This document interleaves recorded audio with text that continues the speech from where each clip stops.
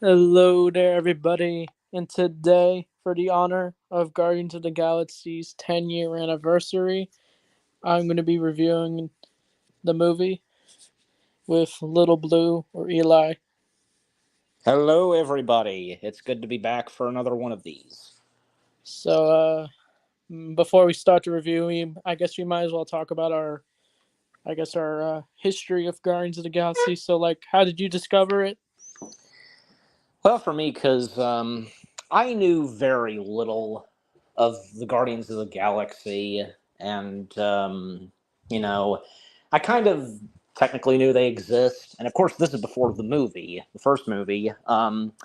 And I think that goes for a lot of other people, but I think, and I think it's obvious, only the real, true, hardcore Marvel fans who read the comics, they would, of course, know who the Guardians of the Galaxy are before the movies existed. And, well, the Guardians of the Galaxy, they already had their fans. And obviously, James Gunn being one of them, because clearly, James Gunn, who brought us the Guardians of the Galaxy to the big screen and in the MCU, it's obvious that he of course knew whom the Guardians of the Galaxy were and read the comics. And for me, because I recall like in one Marvel comic that I got, I can't remember what the story of it specifically, but all I remember is like it's in the cover. It's on the cover. I don't know, and you probably wouldn't be familiar with this one issue, Anchorman, but the cover and it happens in somewhere at one point in the story where Black Widow goes for a kiss to Hawkeye, and in that story, Rocket Raccoon was in there. So Mm. I recall, and knew that there was a raccoon that existed in Marvel. Yeah. And then, even before the movies happened, the Guardians of the Galaxy characters, like, they technically, made their way into animation and some of those animated Marvel shows. And even like in the video games, most notably um, in Lego Marvel Superheroes. That game came out just a year before Guardians of the Galaxy, and the appearance and look of the Guardians, well, looking They were exactly, comic accurate. exactly, yeah. I mean, yeah, most of the characters that were in Lego Marvel Superheroes, they looked they looked like how they looked in the comics, but with the exception of like say the members of the Avengers, they look more Mm. like how they looked in the Avengers movie and so on. But yeah, Yeah. um, so then of course when around 2013, we had gotten the announcement that a Guardians of the Galaxy film was happening. People at first doubted it. I seem to recall even my dad felt the same way too. I think that goes for both of my parents. For a lot of people, they thought it was just going to be bad and so on. And and keep in mind because the first Guardians of the Galaxy film, it was the first film in the MCU where it was something fresh and new. And this is especially after, well, we had the first movies were those who are a part of the Avengers, and Guardians of the Galaxy was something fresh and new. And even after Guardians, a year later, and from there on, we would get more faces coming into the MCU from Ant-Man, Doctor Strange, Black Panther, and so on. But yeah, Guardians of the Galaxy being the first.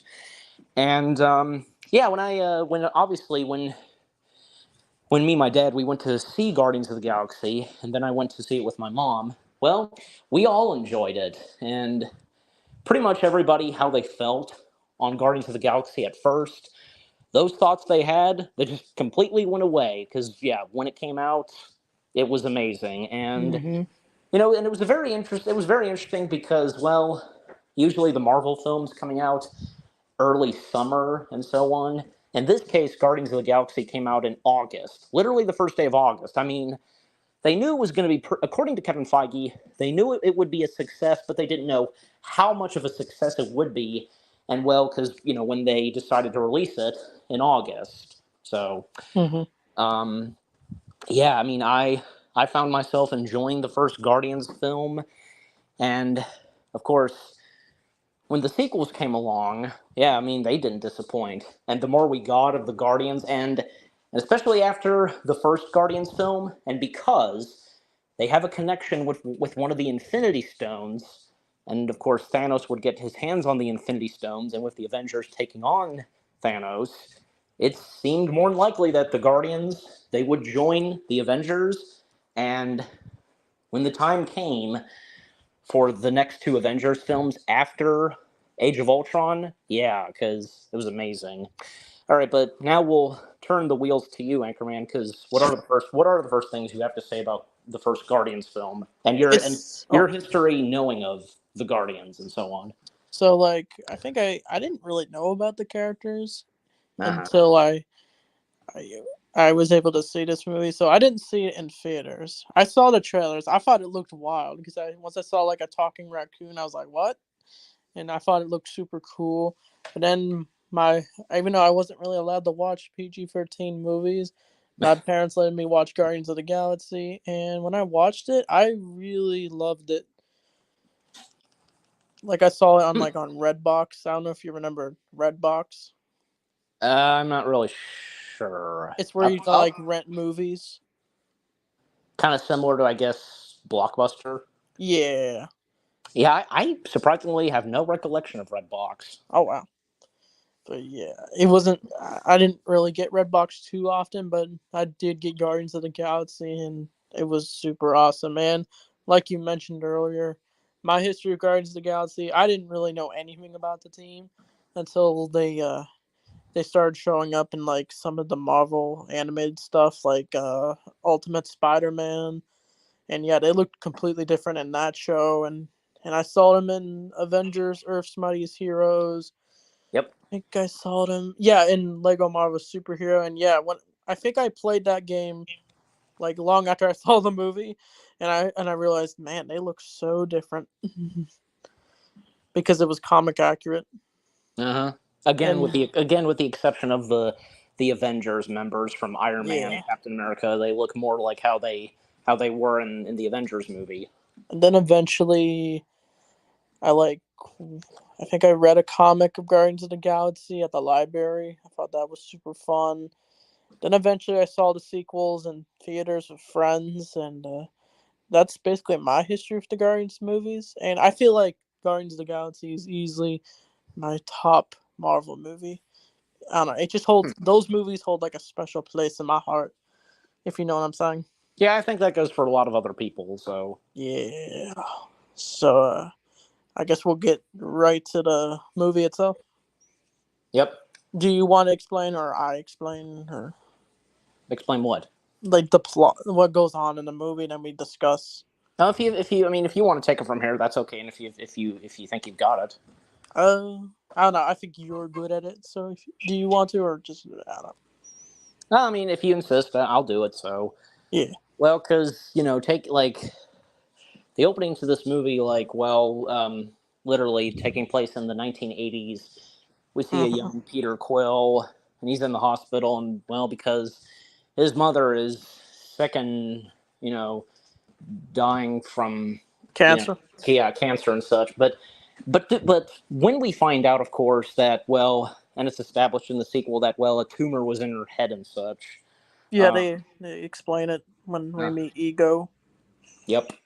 And yeah, just the mentionings of Peter's father in the first film, and even when the mother, Peter's mother, letting her son know that her dad, his dad will come back to get him, and I think for a while, because I think both me and my mom talked about this, like we assumed and thought that she probably knows that her husband slash Peter's dad comes from outer space and such, and hence what she said to her son, like until he comes back to get you, stuff like that. And she even wanted Peter to take her hand, but just couldn't get the grip to doing it. And then he lost his chance when then she sadly passes away. And then, he runs out of the hospital, because of upsetment. And then out of nowhere, we see a ship pointing bright lights at Peter, and then, just transporting him. And from there on, and getting the Marvel Studios logo, and then many years later, and in space, and we see future Peter Quill, which of course being Chris Pratt. And one big thing that James Gunn incorporated into Guardians of the Galaxy, and it would change the way we look at the Guardians of the Galaxy, not in a bad way, of course, is the fact that, and because of Peter, Yeah. playing classic, hit songs from the 70s and 80s, Yeah, that's easily the best parts. I Yeah, think so I that, downloaded the music when I got my phone for the first time. I downloaded the Guardians album. oh, there's no doubt about it that a lot of other people they did the same thing after seeing Guardians. Yeah, Just downloading those songs. definitely. And even after Guardians of the Galaxy, and I mean technically Marvel was doing this at times. They would sometimes have classic hit songs in some of their movies, and of course, most notably, Guardians of the Galaxy doing that. But Hmm. and Peter, now that he's older, well, he's become a Ravenger, and he searches for something, which being the orb. Power Stone. Yeah, the Power Stone, and Purple Stone.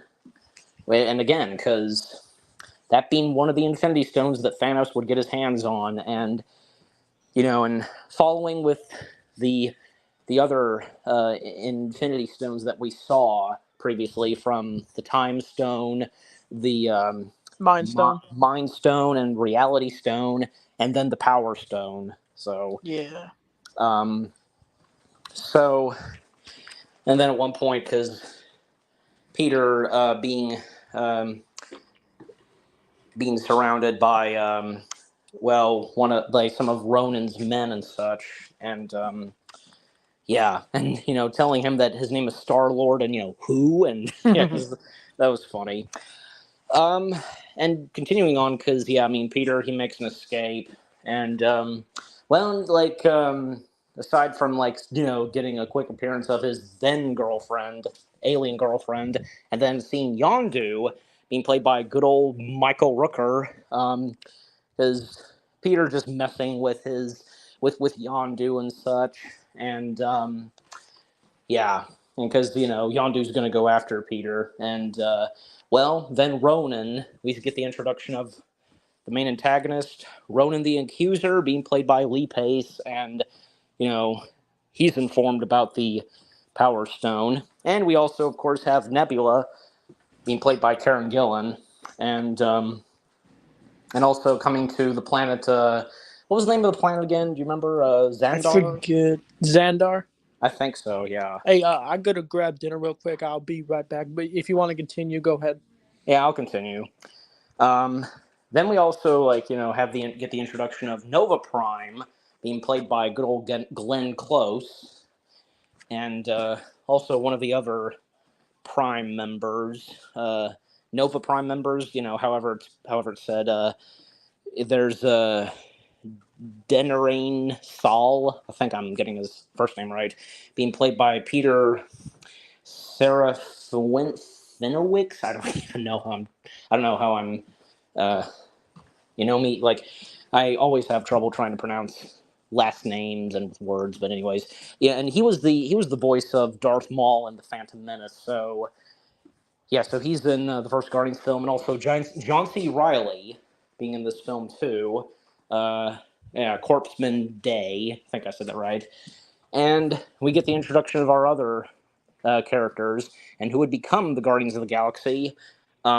Gamora, being played by Zoe Zeldana, and there's also Rocket, being voiced by Bradley Cooper, and Groot, being voiced by Vin Diesel. And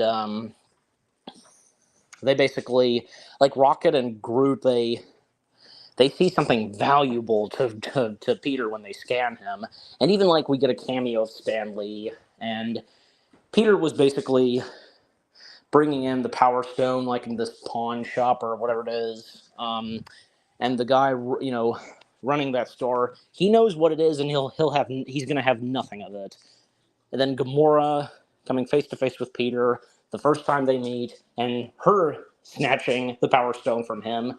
But then, Rocket and Groot intervene, and I think, yeah, because they try to get their hands on the Power Stone as well, but also Peter.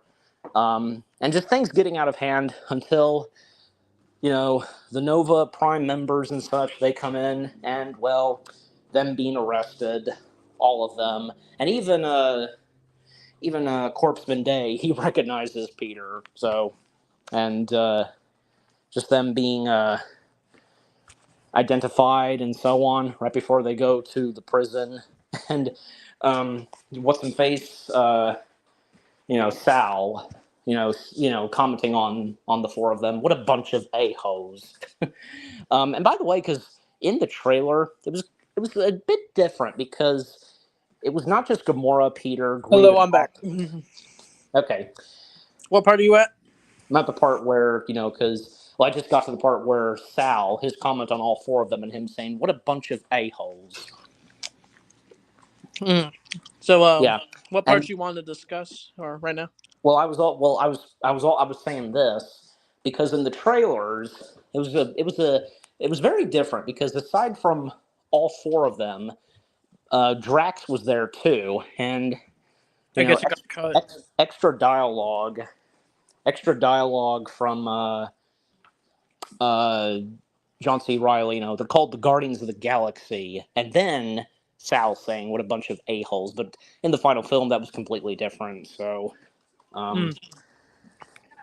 yeah. So and yeah, now we can talk about the the sequences and while they're in prison. Do you mind if we talk about the introduction of like Rocket and Groot real quick? Well, I already brought up Rocket and Groot. So, Yeah, how that?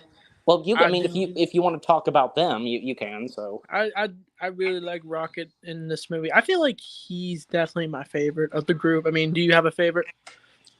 Well, no. I mean, same goes. I feel the same way too. Rocket is my favorite. Yeah, I do like the scene where they go to Xandar and like it's like a big chase over the Power Stone, like Gamora, Star Lord, and Groot and Rocket. Yep. Yeah. Did you like the Stan Lee cameo? Of course. I mean, Stanley's cameos? They've never disappointed. Yeah, I agree. Yeah, I do. What about the where Groot was drinking the fountain water and Rocket's like, "Don't do it. That's disgusting." Did you think that was funny? Of course it was. Yeah. Yeah. Well, I mean, Groot is a tree, so he's got to have water. Yeah, true. And do you like Vin Diesel? Like, what do you prefer? Adult Groot, baby Groot, teen Groot, or that new Groot?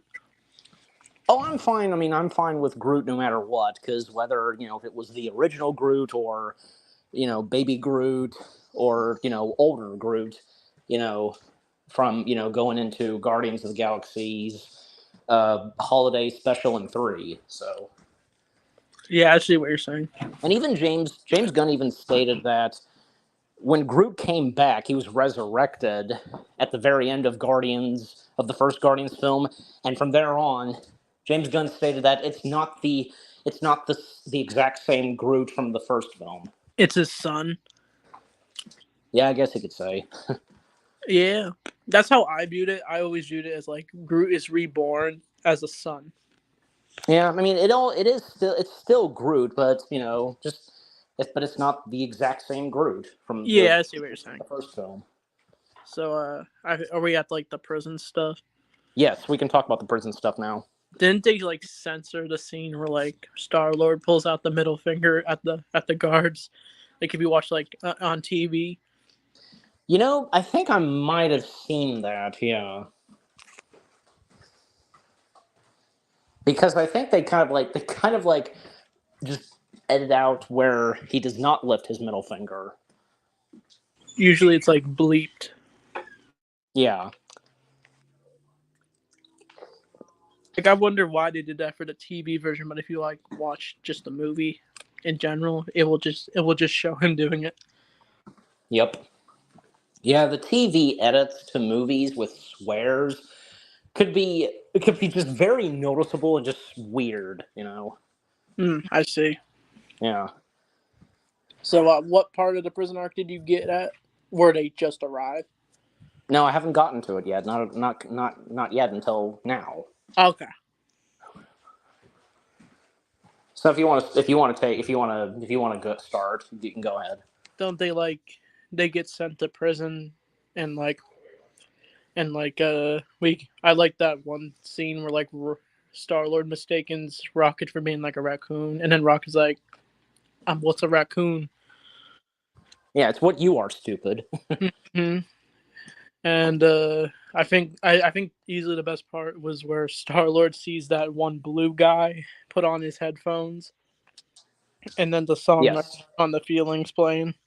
Yep. And actually, fun fact: the guy who plays the tone blue alien, who was listening to Peter's tunes, the actor playing that alien, he would actually go on to be the body performance of Darth Vader in Rogue One. Oh wow, I did not know that. Yep. That's cool. There's also a deleted scene with him where he's listening to "It's Magic." I don't know if you've seen that deleted scene. I might have. It's where he's like dancing in the prison.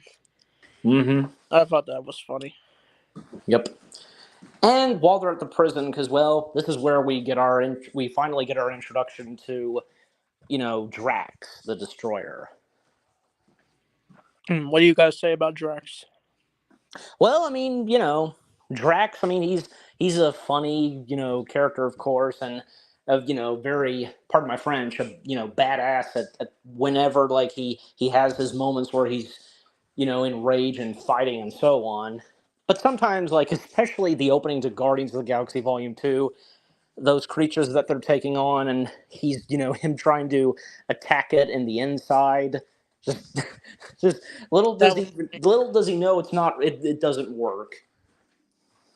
nope. Do you think Dave Bautista's like really good as the character? Oh, absolutely, of course he is. I feel he's the most teddy bear like in the movies. Like he's super strong and he seems dangerous and all, but like he has a heart. That's what I really like about Drax. Yeah, not to mention because he is seeking revenge towards Ronan, but really seeking revenge on Thanos because over the death of his wife and daughter. Yeah, I don't know if you know I noticed, but like I played like the Telltale Guardians of the Galaxy, and but Drax has like the same revenge scheme against Thanos when you fight him in the game. Ah.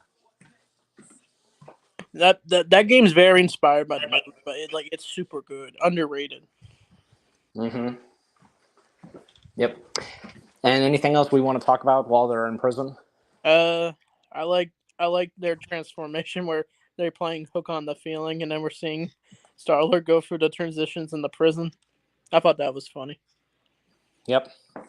And we even see, because like even Peter noticing this, that like some like gadgets or something like that on Rocket's back. I mean, and boy, because especially when we get to the third movie, we know more, and because we learn as the Guardians of the Galaxy films proceed, because Rocket being a raccoon, but him being highly functionally like cybernetically uh, programmed or something, just having that stuff in him to be smart and knowing how to do certain things and such.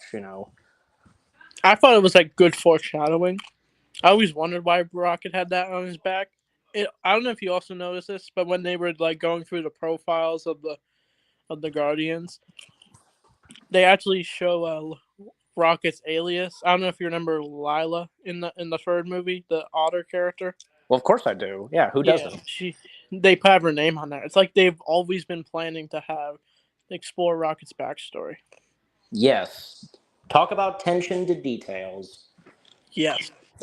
Because I think I think it's obvious, especially for the MCU, because they would know, and little do we know, us fans and audiences, like what Marvel does, and they know what is going to happen in the next films, and by putting some of those details in the first ones, you get what I'm saying. So Yeah. it's just like best example, like for Avengers: Age of Ultron. And of course, with Avengers Infinity War, the word Endgame being said. By Doctor And Strange. and then of course, when it came to the fourth Avengers film, the title for it, of course, being Avengers Endgame. Yeah, good foreshadowing. Yep. Well, I mean, especially because because with Endgame being said in Age of Ultron, because I think Tony said it, but especially as we all know in Infinity War, Doctor Strange saying it, by saying we're in the end game now. So yeah, Yes, that's a good line. yep. Also, like more on the prison stuff because Drax he has his eyes sight on Gamora because Drax knows that Gamora is the daughter of Thanos and was even like planning to kill her, but good on Peter's part, stepping in and convincing Drax not to do so. And there can be another way to for him to get his revenge and stuff like that. So Yeah, that I also like where like Star-Lord tries to show Drax and that one guy, alien guy, so showing what he means by when they like the slit throat thing. You know what I'm talking about? yes, I thought yeah, that was a I funny was scene. gonna mention that. Yeah, I mean the one other alien that Peter turned to, you know what this is, and yeah, like that the other alien knew what that meant. So I also like the opening where like Peter's like surrounded by all those prisoners while he's trying to go to bed. I even saw like behind the scenes, and like Chris Pratt actually said it actually feels comfortable. I thought that was funny. yep. You know what? And this popped in my head. I can't stop thinking about it because you realize that sometimes when you see trailers and TV spots, there are certain shots that obviously, like when you would see the movie, some shots that you saw in TV spots, trailers, they didn't make it into the film, but they wouldn't make it to like say the bonus features, like the deleted scenes stuff. Do you recall Anchorman like seeing this? Because I have, where Which ones? well, just one, and that I already talked about like where more dialogue from John C. Riley, saying they're called the Guardians of the Galaxy and Drax being there. Yeah. Aside from that, the one I'm thinking of, because maybe you've seen this, I don't know, because I think this happened in the prison or maybe on Peter's ship, I don't know, because there's one quick shot where we see Gamora and she's naked by her back. Have you seen that? Yeah, I've seen that. Was that like meant to be removed or something? Who knows? Did I? If I knew, I would definitely say something. It was probably like removed. I guess because they didn't want nudity. Well, obviously, we weren't going to see a naked Gamora, but just that one shot, But Yeah. like you have seen that before. Yeah, I've seen it. Yeah. So I just thought I'd mention it because I was thinking of it, and I It just wanted was to in the. mention it. What's that? It definitely was in the teaser. Yes, it was. Yeah. Okay, but anyways, and yeah, and let's talk about the part where we get a cameo appearance of Thanos. Oh yeah, Thanos. Yeah, do you want to start on this? So like, I think like Ronan goes to meet up with Thanos and with Nebula, and we see like one of I guess like the gatekeeper of Thanos. I think that guy was in Avengers 1. He was, yeah. Yeah, it's and then he gets like his neck snapped by like Ronan's hammer. I thought that was Well, brutal. I mean, just like he didn't like use his hammer or do anything. Just like I guess like the power of the force or something to make Probably. that guy's head be snapped backwards. So Yeah, that was brutal. yeah, it was. Did you like seeing Thanos like full scale in this? This is like the first time we see him on full scale. I know we saw him in Avengers, but like it was cool seeing like what Thanos fully looks like. It foreshadows what they were gonna been planning for like Infinity War and stuff. Absolutely, and the first time we hear Thanos talk, Yeah, and Josh Brolin. yep, Josh Brolin, Of and actually, fun fact because Josh Brolin, he was he wasn't the he wasn't the first one to play Thanos because there was someone else that played Thanos, just as a silent appearance Yeah. in the first Avengers film. If you know about this. Yeah, I always knew. I think he always looked different in Avengers. Like even his hands different. Like it's just like how we see our own hands. But like when we see Thanos and like the other movies, his hands are like gigantic. Yeah, and that's another thing because it's so noticeable. It The is. fact the well, let me finish. The fact Yeah. that the one shot where quick shot where Thanos stands up from his chair and we see his hands. They're for some reason they're human hands. Yeah. And the tone of his skin, that kind of tone purple. Well, and when we would see him again in the first Guardians film, completely different tone of purple on his skin. Mm-hmm. Some And people even said it was like pink. yeah, I honestly in the first Avengers film, it was like a darkish kind of pink, purple, something like Mm-hmm. that.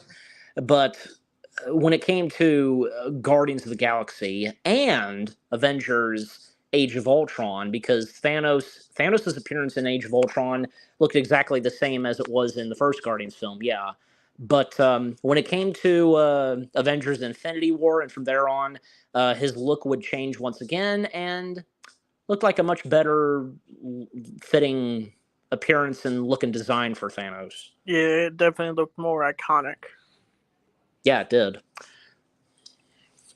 Um, But yeah, and what I have to say on Thanos' appearance some more, like it was pretty good. And again, the fact that we finally hear Thanos speak and it's Josh Brolin, the official actor for Thanos, and if I recall, like maybe this was, I think, well, obviously, probably the same year when Guardians came out, but I think yeah, in 2014 when at Comic Con when Avengers: Age of Ultron had its panel, and Josh Brolin made an appearance with the Infinity Gauntlet. Maybe that was one of those things where he, Josh Brolin, made his official appearance, and him being a part of the MCU family and playing one of the top biggest threats to the Avengers. yeah, he's like the big.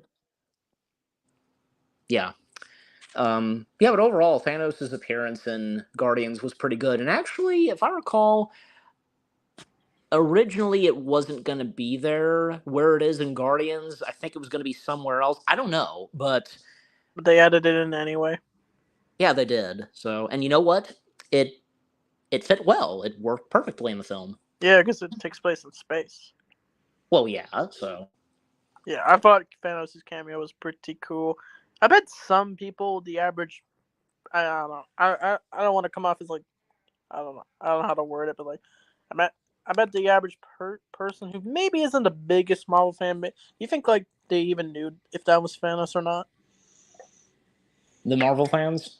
Yeah, like say like there was someone who saw the movie who not really the biggest Marvel fan. Like, what you think they would know if that was Thanos or not?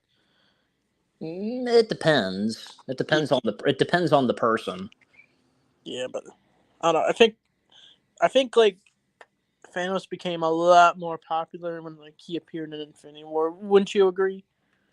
It seems like it. Yeah. Yeah. I mean, the thing is, they knew it was coming. We all knew it was coming down the road. Where because it was teased in the first Avengers film that the Avengers were gonna go into combat with Thanos. We knew it was gonna happen soon, down the road in the next couple of years, Yeah. and the time was nearby. And when the second Avengers film happened, that tease at the very end, because first Loki, then Ultron, they couldn't take on the Avengers, and now it's up to Thanos. Yep. Fine, I'll do it myself. Like best line right there for Thanos, because yeah, Yep. the other villains are failing, and now he has to do it. Yes. Um, but yeah, and also, uh, yeah, well, and also because when Thor Ragnarok happened, and one of the end credit scenes and a big ship popping up, and because yeah, that being Thanos' ship, and because next year we'd see the third Avengers film, and yeah, literally Avengers. taking place right where we last left off in Ragnarok. I see. Yeah, I remember that. I just knew something was coming when I saw Ragnarok.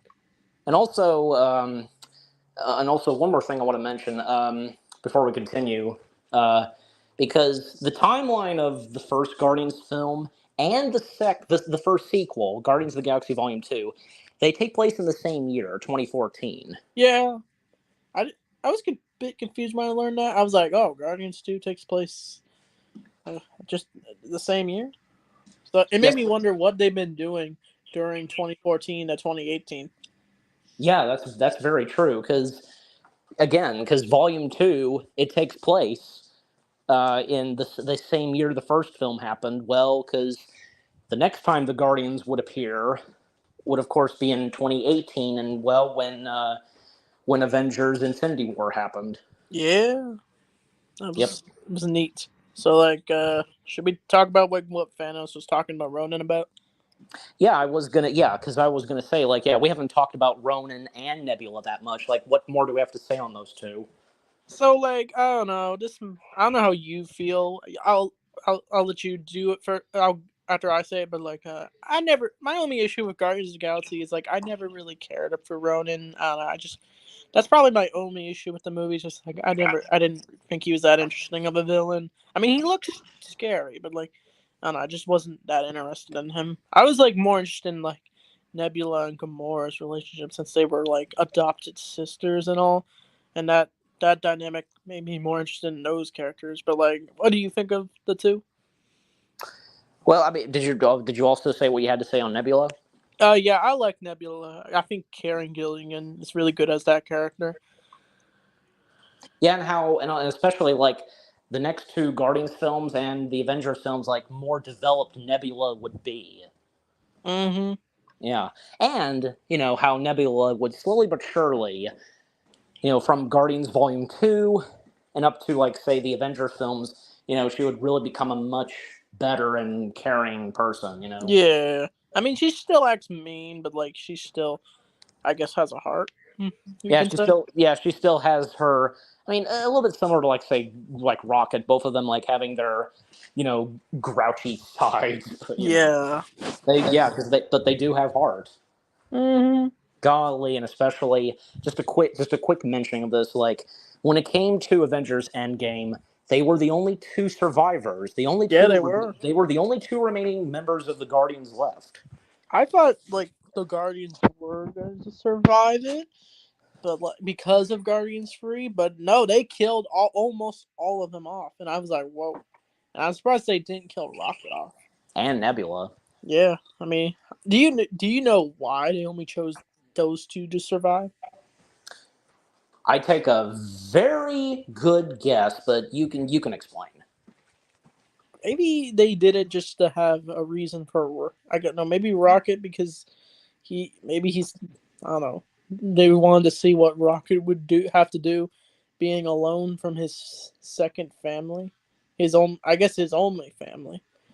I know, and especially in Guardians of the Galaxy Volume 2 and in Avengers Infinity War, just sometimes just giving them a hard time. Yeah, the Avengers gave the Guardians a hard time because they're silly. Yeah. Um, Even like the same goes for Nebula and well, because in some of the last things that Rocket would say to them, and that would be the last for now, and and again, because Rocket and Nebula being the only two, and that moment where they just like hold hands, like, yeah, so wholesome. And even when in Guardians 3, when they hear Rocket's voice for the first time, because when he was not active and it was just them, and when they heard his voice again, that moment where Nebula, she just breaks down. You know what I'm talking about. Yeah. Yeah, just so good. But Yeah. but Did you like Ronan? I don't know. Did you want to talk about him? well, I was gonna talk about them. Yeah, because Ronan, I thought, even though, because unfortunately we never get that much of Ronan. We only just we only get him for this, and well, I mean, he made an appearance in Captain Marvel. Captain Marvel, like and of course Captain Marvel taking place in the 90s. It was still nice to see him, and Ronan was, he was technically still same old Ronan before the events of Guardians. Yeah. But aside, I mean, like it was good to see him in Captain Marvel, but we didn't get that much of Ronan in Captain Marvel. But his appearance in Captain Marvel, I mean, it was good, and what the character was doing and his involvement in Captain Marvel. So, Yeah. um, but overall, I think Lee Pace, he was pretty good at the performance he gave for Ronan and pulled off the look and appearance. And for Karen Gillan, well, what more do I have to say about Karen Gillan? Because Karen Gillan is fantastic, and I of course knew Karen Gillan from Doctor Who, and especially like after Doctor Who, she would go big time with her acting career in films, like yeah, Guardians of the Galaxy being one of them, and also the Jumanji films. And Yeah, of course, Karen Gillan, she was fantastic as Nebula, and the fact that, and it was unveiled at the Guardians of the Galaxy panel at Comic Con I think a year before the film came out, because where Karen Gillan revealed that, yeah, she revealed her bald head, the fact that she had to, her head was completely shaved for the role of Nebula. But by the time the sequels happened, well, she didn't have to shave her head. They found a way for her not to have her shave her head and just, hide her hair and with the makeup and such. Yeah, so that was pretty good. I wonder how they did that. And didn't she like throw the wig off She into the did, yeah. crowd? Oh yeah, That's she did. probably not the best move, but I guess it riled a lot of people up. Yeah. Um, the fact, because while she was still bald, because I just wanted to mention this. You probably don't know this, but I do. And seeing as how I am a Whovian, Doctor Who fan and such, because Yeah. I don't know, because like how much have you seen and watched of Doctor Who, Anchorman? I've only seen like an episode or two. It was like the David Tennant episodes. Like Have you? my aunt's more of a Doctor Who fan, but yeah. Oh, more. Oh, your aunt's a Whovian. My aunt, yeah. She Yeah. likes Doctor Who. Mm-hmm. Have you seen any of the Christmas specials? Of Doctor Who? Yeah. I don't think so. Like I said, I've only seen a few episodes. Okay. It was like on Disney XD. I don't know why they put it on Disney XD, but yeah. Foreshadowing, and little would we know that, well, Doctor Who would make its way to Disney Plus. Yeah, it would. Okay, well, what I was going to say was like another fun fact, and speaking more of Karen Gillan being bald at the time, because when she made an appearance in the final Christmas special with the 11th incarnation of the Doctor, Matt Smith, and Karen Gillan made an appearance again as Amy Pond, saying goodbye to that face of the Doctor, because she was still bald and she had to put on a wig. So, which I mean, Interesting. usually, I think pretty much usually those actors who would have to wear wigs, they seem to work pretty good. It's like you can't even tell, and you like it really looks like they have hair. Yeah. But do we did you want to? Did we just go on with what goes on with the movie? Yeah, of course. But I mean, just overall to finish what I have to say about Ronan and Nebula, great villains in this. Yeah. Well, and seeing as how Nebula was one of the antagonists of the film, but when she would appear again in the next Guardians films and Avengers films later on in the MCU, she of course would slowly but surely develop and become a good person and stuff like that. Yeah, and become Yeah. and of course become a hero and a member of the Guardians. Yes. So like, should we talk about what Thanos and Ronan talk about, or we go back? We can, yeah. I think like mainly he just talks about how Ronan's not a good leader or something, like saying his politics are boring, and he really just wants the Power Stone or something. That's Yeah. Yeah, of kind of course. what goes on. Obviously, I'm talking about the Power Stone and telling like Ronan to retrieve it. So yeah. Yeah, I think later in the movie Ronan does betray Thanos, but like maybe we'll talk about that later. Yeah, just like uses the Power Stone for himself. Yeah. So like, I guess we go back to the prison. Yeah, and let's go ahead and come to the part where their attempt to escape. Yeah, I like what they did. It was like a good plan, and we can see our fellow characters come together. Yep. And because while Rocket is discussing this, Groot is already doing it, and it just randomly happens. Yeah. But they manage to pull through, and they successfully escape. And Hmm. just that epic moment where Groot and Rocket they take on those guard robots, those, and Hmm. Groot, shouting his iconic, I am Groot. yeah, and then Rocket grabbing a gun from Drax, and oh yeah, and just Yeah, I love that scene.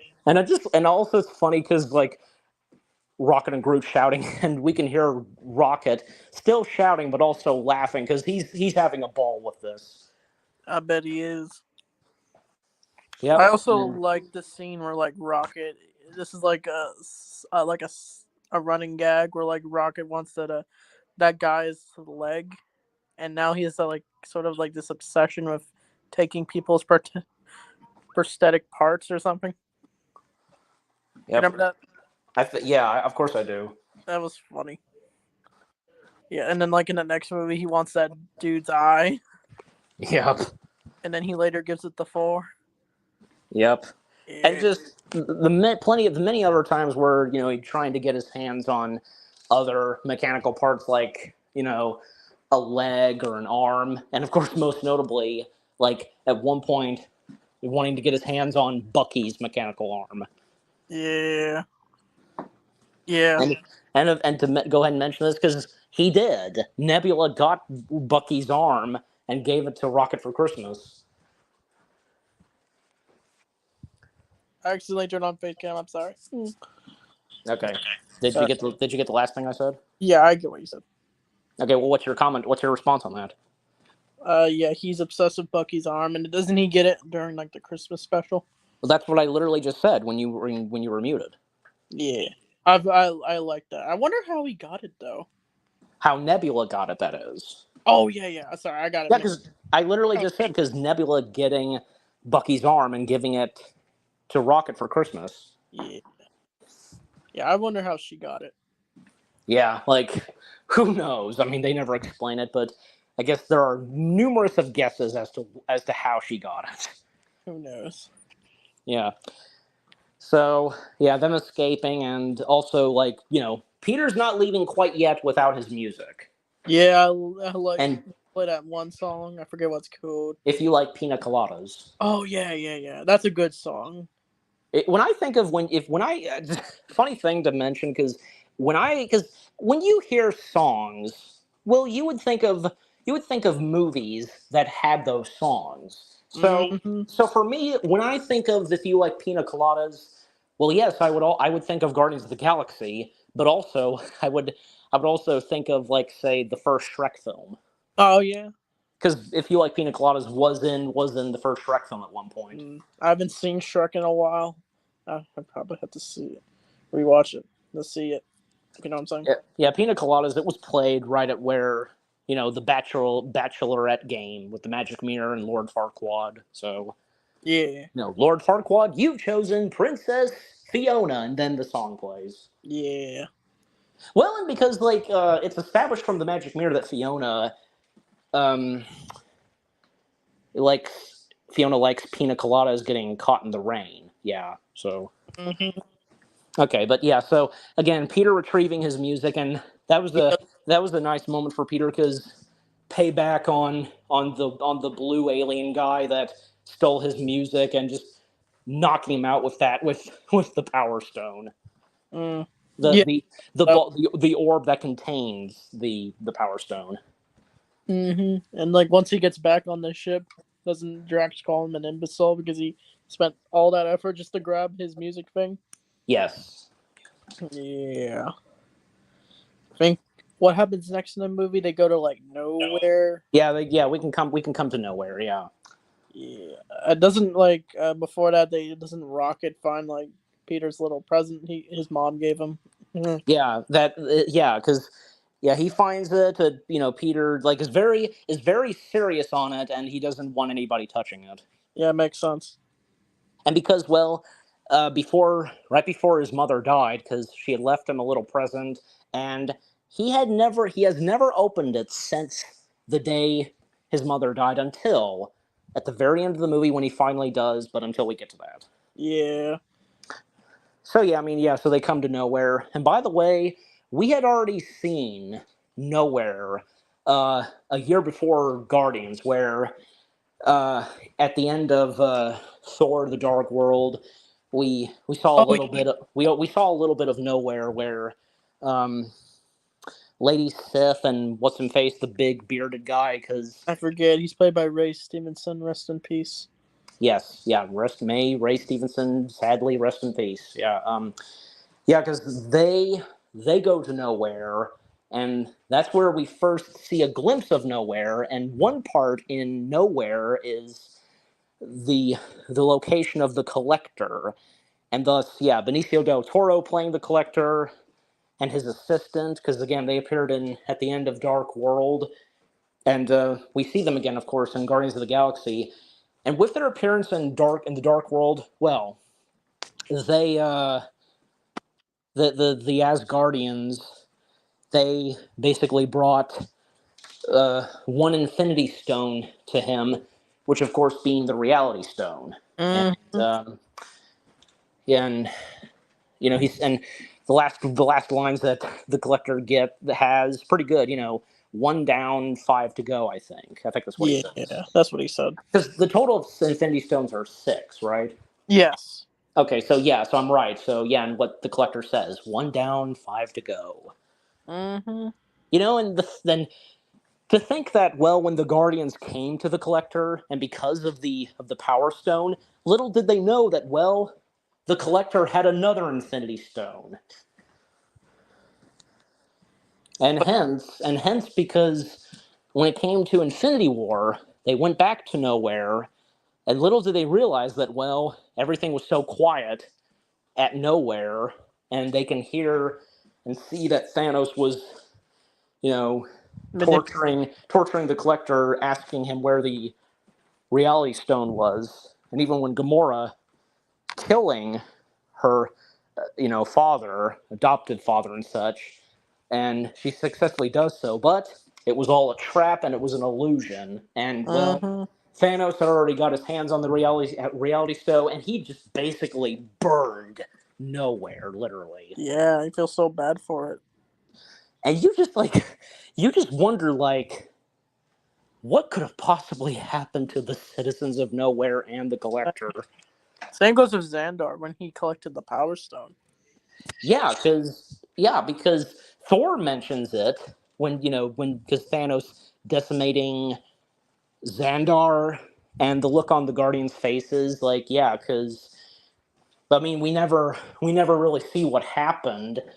I think, if I recall, it was planned at first that we were gonna see it, but of course, we didn't see it in the final film, and it's understandable why. But I think even Glenn Close, if I recall, like, she filmed some stuff for Volume 2 and maybe for Infinity War, but, never made it into the final films. So, Let's see. That's interesting. yeah, but okay, we'll come to you because you can take it from here. Like, what do you have to say about, the appearance of Nowhere, in the first It's an interesting first planet. Guardians film? I like Nowhere. It's an interesting planet. I like how it's like a mining planet where people like mine for things, and like there's like bars and stuff for people to hang out, and then we do meet the Collector.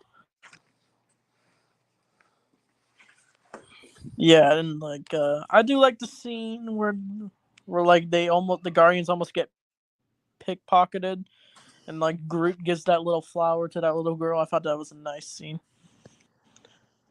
Mm-hmm. And I think once they do get to Nowhere, I think like wait, don't they go out partying at first? Um. Now, what again about partying? Like where the Guardians party before they go they deliver the Power Stone to the Collector? Like they were waiting or something? Maybe, yeah. I mean, Yeah, it's been just a little while since I've seen the first one, but yeah, yeah. That's I think that's what goes on. I think so. I think like there's a scene with Star Lord and Gamora. I think they. Yeah. Now it's coming back to me because Drax, Rocket, and Groot, they're just like in this like gambling like part or whatever, like just casino kind of stuff, and these like tiny creatures wrestling, and I think like Groot is disturbed by this, um, Yeah, and Peter trying to make a move on Gamora, and yeah, and then that being interrupted, even like because well Gamora she was quick enough to stop this and like put a knife to his neck and such, but yeah. that They were listening to that music. what's that? They were listening to music while doing it. Yeah, And I but think then Star Lord explains like Footloose, the movie. yeah, Footloose. And then that is interrupted. What's going on between them when well, out of nowhere, a brawl happens between Drax and Groot, and It's Rock. I think it's Rocket and Drax. well, Rocket as well. Yeah, and Yeah, Rocket was about to shoot at Drax, and well, I think it's obvious because I think especially for Rocket, like they're a bit drunk, don't you think? yeah. He was drunk. Yeah, even like yeah, Peter can sense this, and you're drunk. No one's laughing at you and stuff like that. And Yeah, but even though Rocket is drunk, he makes a very good point, and he's very serious on what he says because calling me rodent and vermin and such, and foreshadowing his past and what we would see in the third installment. Because I didn't ask to be torn apart and be put back together. That stuff he says like. She's like now with Guardians of the Galaxy Volume 3, looking back at the first film, you know what I mean? yeah. I see what you're saying. It definitely does foreshadow Rocket's tragic origin. Yeah, and again, because now that we had Guardians 3 and looking back at the first one, oh, it's tough now. Yeah, it is. Yeah. And Peter consulting with Rocket just to put down his gun and promising him something and just yeah. And that's when they are escorted to the collector's place. But Yeah, Drax he's opting out, so I and think little once they get to nowhere, it's like we basically get like a bunch of cool cameos, sort of. like which ones? Cosmo the dog, and like I think Oh yeah. I know he's at the end of the movie, but we see like Howard the Duck. I think he was like We in kind the of we see background. yeah, we see a very slight glimpse of him in the background, yeah. Yeah. Howard, did you want to talk about Howard the Duck at the end, or just right now? Or No, I mean when I saw it with each of my parents, we stayed till the very end of the film when the credits were done. yeah, I don't know. I just feel like mentioning this because just now, because when I saw it with my mom, I mean, when we stayed, like, and when it came to Howard the Duck, when he popped up on screen, just like, my mom was not thrilled at Howard's appearance yeah. and The appearing in the film. Howard the Duck movie. Yeah, I mean, obviously, we all are very aware of the Howard the Duck movie, and So, look, even aside from the movie, we know that Howard is is horrible. yeah, bad movie. Yeah, I've Yeah. seen it only once. That was a I lot. mean the character in general. I mean, aside from the movie.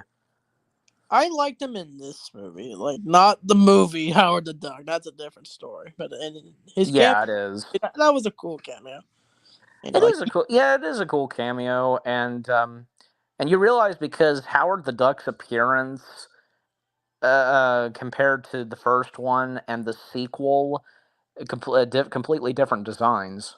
yeah, he looks more duck in like the third one. He does, yeah. Well, I think don't you mean the second one? The third one, like he looks more fresh. I don't know what I'm going with that, but like that's Howard the Duck in that movie. He looks different each as the each of the Guardians movie went on, and he also cameoed in Avengers Endgame. He did, yeah. Yeah, he joined in the big battle. Yes, he did. Do you have anything to say about like Cosmo the dog, his cameo?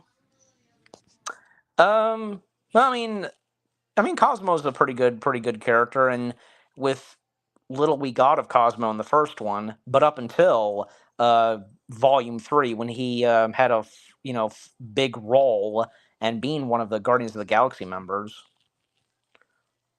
Yeah, Honestly, if I can point this out, yeah, I almost forgot that Howard appeared in the third film, but okay, no hard feelings on how on his look and design in Volume 3, but I kind of have to go with his look and design in Volume 2, and how his look and design was also used for What If, the animated series. yeah, Because I think as though that his look and design in Volume 2 and in Avengers Endgame, I think that's pretty much how he's supposed to look in the comics. yeah. It looks more comic accurate. Yeah, just like the shape of his head and so on, and with the beak, and Mm-hmm. with the duck bill. Mm-hmm. Yeah, I mean, what do you think? Like if it's like comic accurate. Yeah, I mean, he'd still have to look, In some duck at. versions, he's yellow. He's what In the his comics, he's yellow. his fur being yellow. Yeah, and like also in the Lego game, he's white and like wears a red suit in the Lego in the first one, but in the second one, he wears like he's yellow and he has like an Iron Man like power up in the game. Mm-hmm. Well, I mean, Yeah. yeah, because he's worn red before, Yes, I think he wears red in this one. and for a while in the comics, he had a red tie and blue clothing. Yeah, he did. Yeah, but and you remember who voices Howard, don't you? Seth Green. Yep.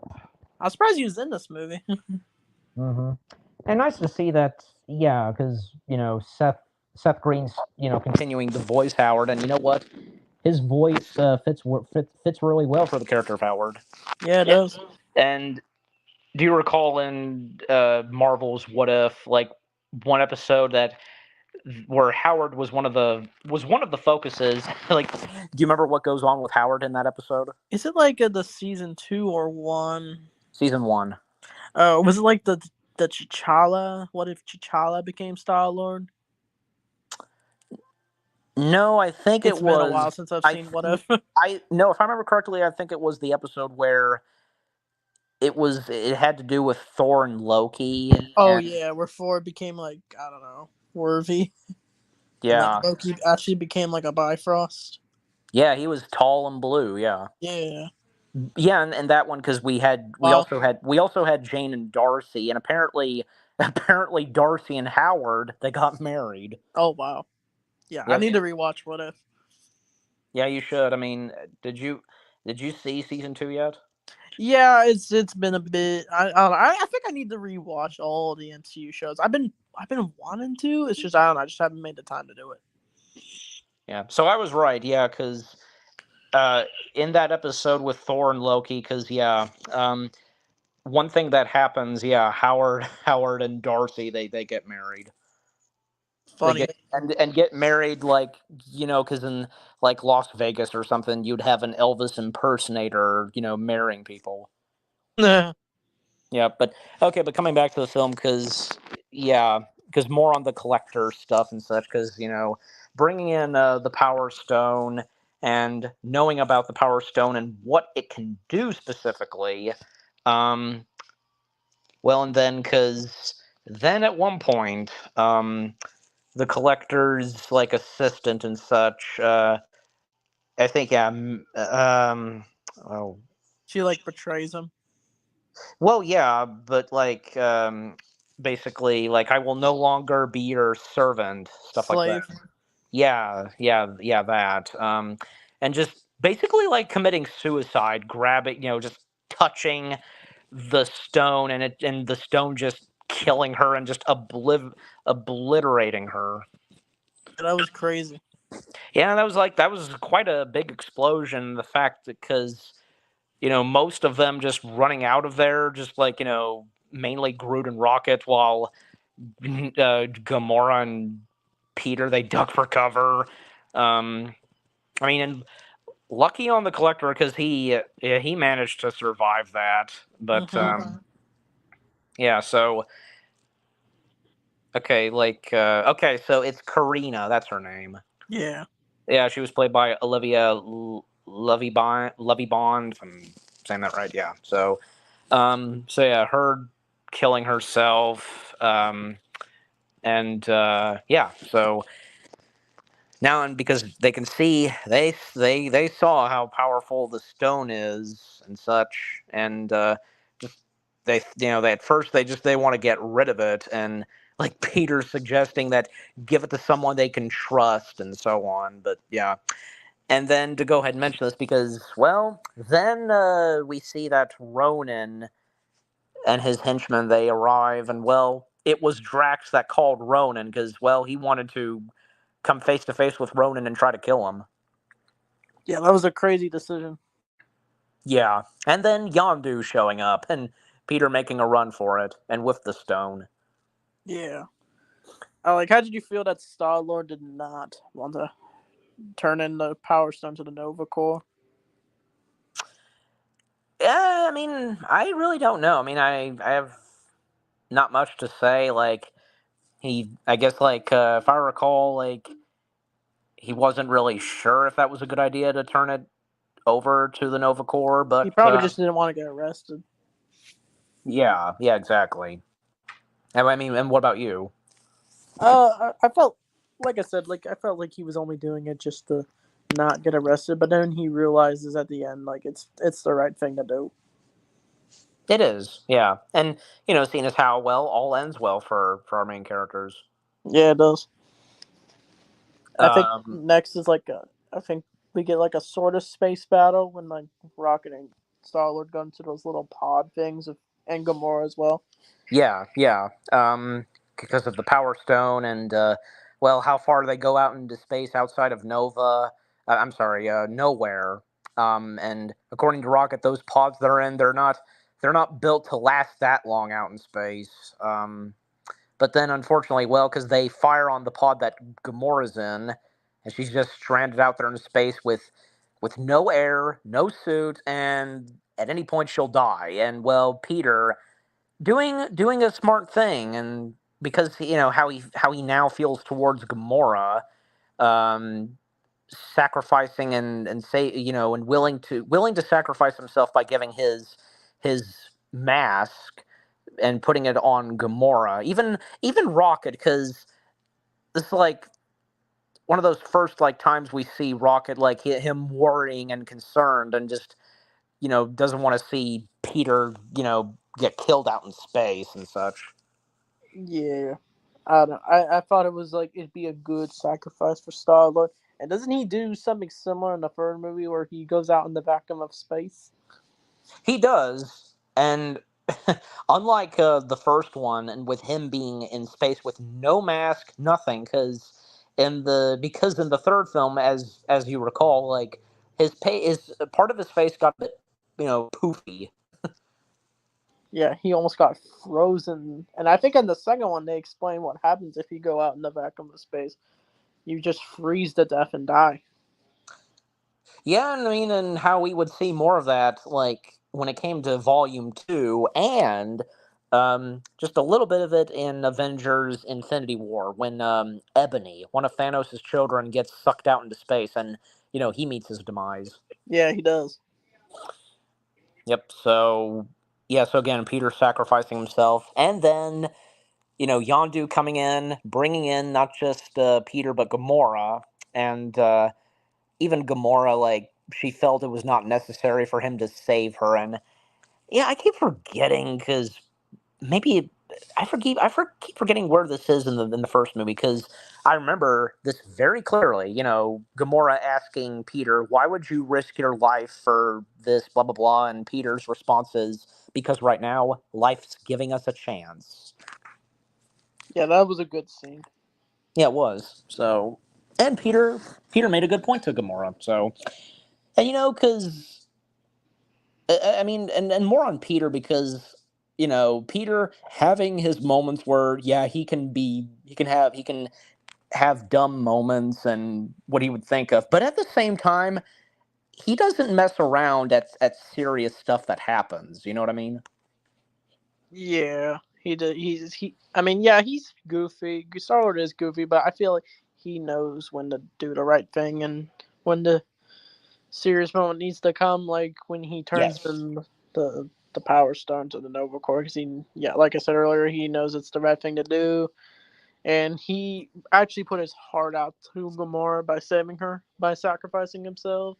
But yeah, Mm-hmm. he does get saved when Yondu shows up. So that's what Yep. saved him. Yeah, and coming back to what you said, Anchorman, about them editing out Peter extracting his middle finger.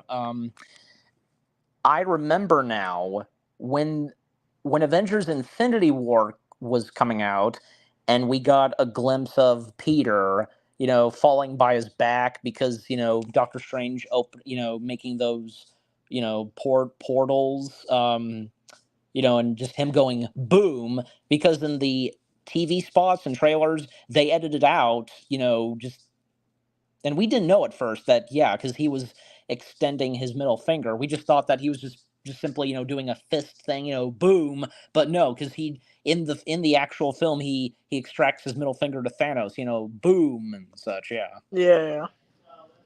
I mean either way because it was fine. Like whether like if it was just like a fist thing or just his fist with the middle finger, you get what I'm saying. But Hmm. so that I remember now, and I just yeah because I wanted to mention that. But anyway, so and coming back to nowhere because now it's just Drax, Groot, and Rocket, and oh yeah, because we didn't talk about that much of Drax trying to fight and kill Ronan, but yeah, Drax he doesn't stand a chance, but with Ronan because Ronan easily like beats down Drax and even like throwing him into some liquid and Drax nearly like drowning. Yeah, that was an intense scene. He does fight Ronan, and yeah, it doesn't go well. I think like Ronan even taunts Drax because Yeah, about his family.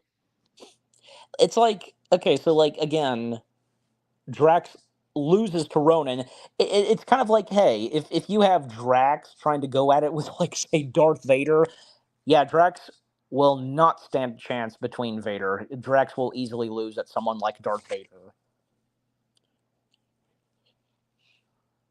And I think, and speaking more of Darth Vader, I think the same would go for Thanos. Thanos would, I don't think he would stand a chance between Vader. Nah, he would easily lose against Darth Vader. And if you heard what I said, like, because I first said Drax and Vader, Drax would definitely lose towards Vader. Yeah, I know what you said. Yeah. So as much as like say someone like Thanos is powerful and tough, yeah, he would not stand a chance between someone like Vader. So Mm-hmm. yeah, okay, but uh, Groot saving Drax from drowning, even like poking holes at him so the stuff can get out of his mouth, and then like Drax and Rocket talking it out, and like they have to by this point, yeah, because saving Peter and Gamora, and a moment with Rocket because he then at one point goes into rage and you're making me beat up grass. That was my favorite Rocket line. Yeah, just him just trying to beat grass and it's just not enough. So just not enough beating on the ground. But anyways, and Yondu then confronting Peter, and do you want to take it from here on that part? He like punches him in the gut at everything they've been through, Yeah, yeah, that stuff. but like Even it doesn't get interrupted. almost like well, I mean, look, like before they're interrupted by what Drax, Rocket, and Groot are doing. Well, because um, Yondu was kind of like this close to killing Peter with the arrow he uses, and we didn't talk about it that much because well, very early on, and more stuff with Yondu because him talking with that pawn shop owner and about the Power Stone and Peter and was like kind of like using the arrow to slowly, like the way he does his whistles, just the way he whistles to like slowly move it towards him, and even that one moment where he's getting the shop owner to be quiet, that was funny. I like the whistle in the arrow thing. I always thought that was neat. Yeah, and we didn't talk about Michael Rooker that much. Like, what do we have to say more on Michael Rooker and his like, and him as Yondu? Yondu was easily a highlight for me. Like, I don't know. I mean, yeah, he's not a good person, but like, I mean, not at first, but I mean, he has some heart. Like to like the end of the movie. well, I mean, especially when Guardians of the Galaxy Volume 2 happened, Yondu definitely developed more. Yeah, he seemed more real. Exactly, yeah. Um, and and then of course things seem to patch up between Peter and Yondu, and with the Ravengers, them just having a laugh, and then of course, yeah, now mention this, like Rocket, Drax, and Groot interrupting the whole thing, just firing on the ship, and well, there's no damage, and Rocket announcing to them, attention, attention, you idiots, like the doofus on top is gonna fire a powerful, so powerful it will obliterate your ship and stuff like that. And I think like even Rocket like counting down from three, I think, and Peter and Gamora quickly just getting Rocket to stop because everything's good now. So yeah. And That scene was funny. yep, and that sequence where yeah, they're kind of like a round table thing or whatever, just talking and what to do next. Like if you have anything to say, you can take it from here. 1 second, but Okay. Well, for me, very quickly, because I mean, that was a pretty good part, and just still the interactions between all of them, and especially that goes for Rocket, and something that Peter said, and Rocket then starts laughing, and Peter can tell like that's a fake laugh, and Rocket's response, "Oh, it's real."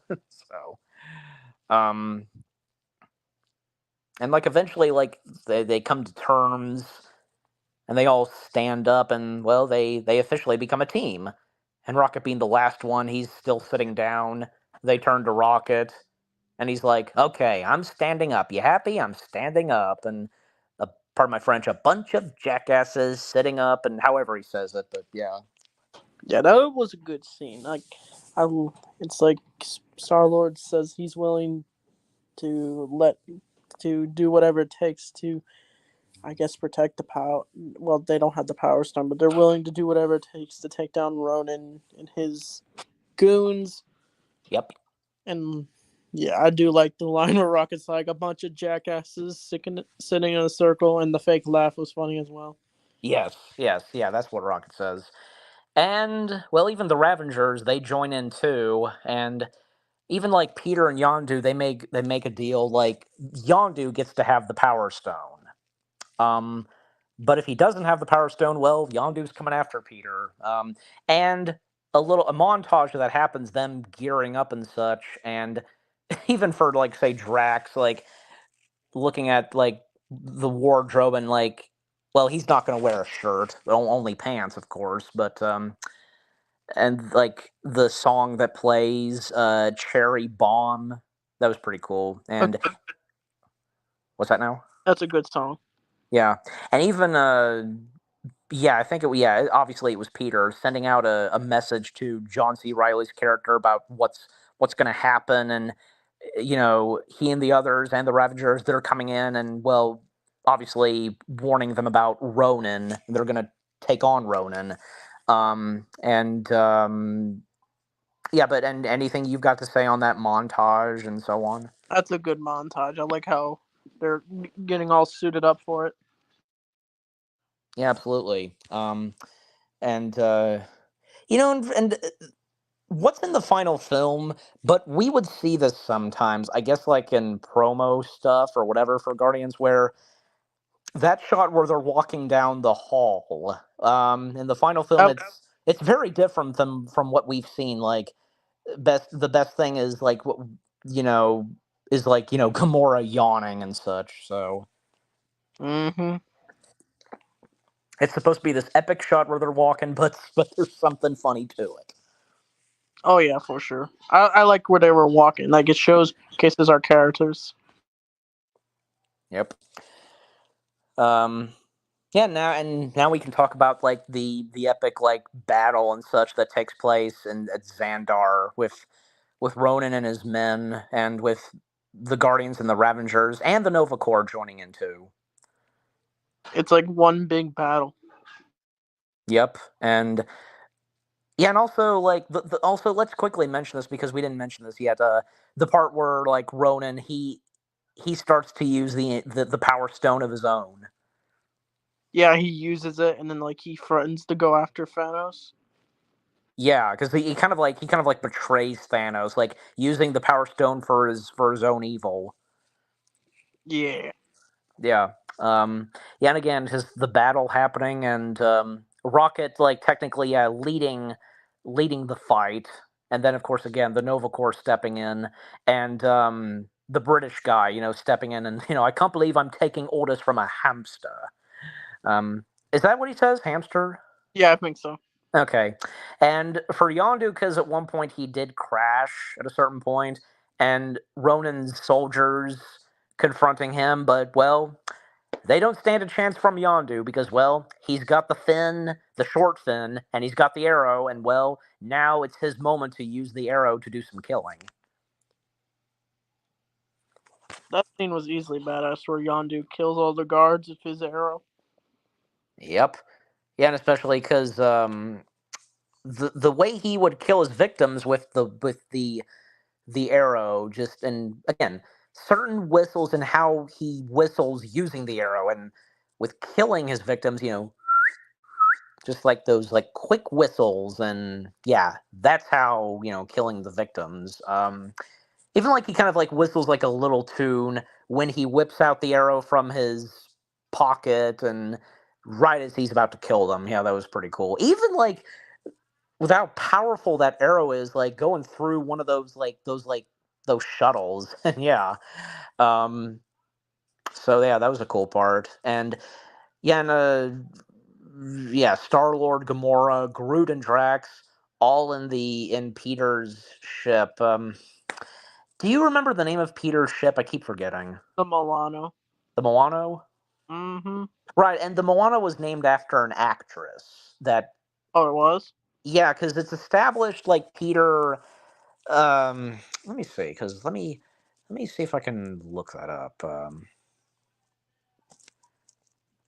Of Milano, yeah, it's Milano with an L, with Milano, because um, it's named after like the ship. His first ship is named after Melissa Milano.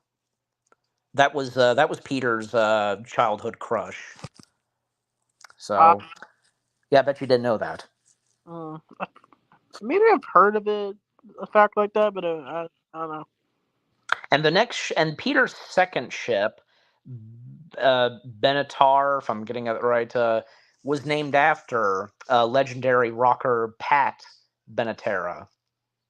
So, Cool. yep. So that's funny because his ships and naming them after actresses and so on, like that he had crushes on. But anyways, so them on the Milano, and they crash, and going straight into um, Ronan's big ship, and this was a cool part where, yeah, like Rocket blooming some glowing flowers and so on, and back outside of the ship, well, the battle's still happening, and the Nova Corps ships, yeah, like because they all come together and like make this like big shield, but That at was. one point, what's that now? It's like the shield thing. Yeah, They're pretty. It's pretty cool. it I, is. But I, no, go ahead. it's like they like use it to cover the whole thing, the whole Ronin command ship. But then like, doesn't he like destroy all the ships on there? Yeah, they attempt to do so. Works fine at first, but at one point, it unfortunately doesn't last long, and unfortunately, um, Sal, yeah, Sal, the British one. Like he and the rest of them, like them getting crushed and killed, and Rocket even like telling him to get out of there and such. But yeah, and like Rocket was, you can see the look in Rocket's face, like as they got killed, and Sal, like yeah, he was devastated to see that happen. But and then yeah, so then coming back into the inside of Ronan's ship, like at one point, then coming face to face with Nebula, Gamora fighting her sister, and eventually, yeah, because Nebula is defeated, but of course she survived, and she got into one of the Ravager ships, and get off, throwing the Ravager off, and well, yeah, that's it for Nebula in the first one. She escapes, and the next time we see her in Volume 2, and from there on. But anyways, and them confronting Ronan, like they shoot him down at one point. They seem to have succeeded, but well, that didn't work.